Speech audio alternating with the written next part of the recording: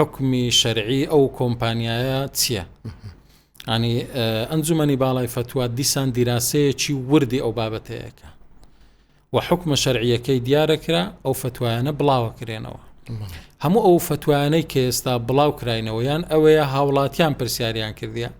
یان ئەوەیە لە ڕێی لێژنە فەرعیەکانەوە بەرز کرایتەوە لە ئەنجومەنی باڵای فتووە یانیش پێشهاتێک هاتیتە پێشەوە ئەنجومەنی باڵای فتووە یەکێتی زانایان وەک هەستکردن بە بەرپرسیارەتی لایەنە شەرعیەکەی لۆ خەڵکی کوردستان بەیان کردی ئەوش لە ڕوانگەی دڵسۆزی و پەرۆشیان هەم لۆ خەڵکی دینداری کوردستان و هەم ئاگادارکردنەوەشیان لەو پرسانە بۆ نمونە مەسەلەن ئێستامە ئازانین کۆمەڵێک معاملەی ئەلکترۆنی هەیە دراوی ئەلکترۆنی و هەندێک معاملە ئەکران کە تەنها لە ڕووی ئەلکترۆنیەوە قسەیان لەسرە کرا و پشکداری دروستە کرا و خەڵک داخیلە بوو لە ڕێی پۆینتەوە قازانجدا هات و ئیدی ئەنجومەنی باڵای فتووە ڕایگەیاند کە ئەو جۆرە مامەڵانەی کە هیچ ئەسڵ و ئەساسێکیان نەبی دروست نینە